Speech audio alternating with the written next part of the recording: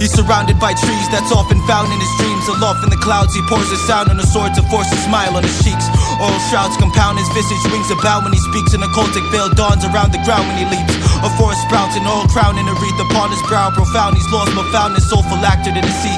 Chronomantic, he encroaches in liminal shallows. Abyssal, pelagic, aphotic, he's strobing in and out of shadows. As the remaining glints ember off this auroral shade. Strained by his abyss, the rift cannot dull, avoid his blade. An orchid is but a dimorph into what his forge can shape. Amorphous in his mist, he's forced to drift in an Ouroboros grave. An atropal immortal metamorphed, his course was vague. But he's allured by the forces that form his shores, his reign. As a swarm obscures in the storms from the tortured dregs. Meaningless orphans soaring to Empyrean, lost from quantum planes. I'm content to roam this coffin alone, lost in this orbit. Disoriented cause of hypnagogic and solitude fortress.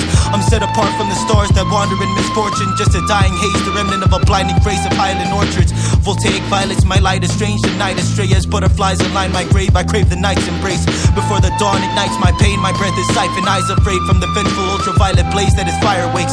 An archangel with wings seraphic, 10,000 eyes with blinks of magic. Flying on a nimbus in cirrostratus, illicit syzygic eclipses. Arisen from the ashes, a dragon with a falcon's after image. Sweeping in tandem as hyper-oscillating tesseracted entities with lysergic, psychoactive, telepathic tendency.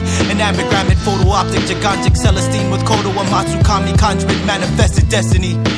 Lotus position in a stable of horses. She made her office, close her eyes and open her mind to the strangest of forces. Label of sorceress, she labeled them all as save all the orphans that were born a burden.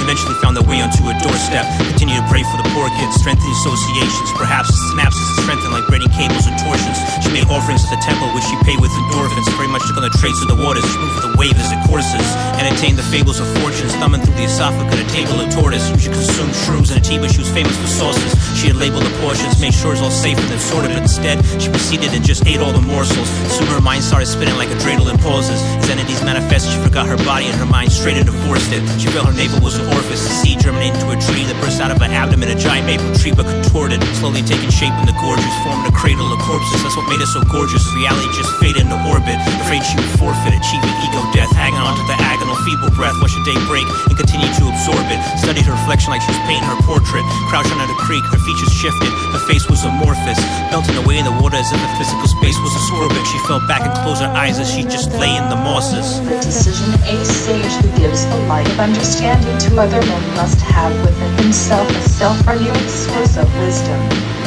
This wisdom is not derived from the sage's own invention or creation, but from a harmonious relationship he has with the universe.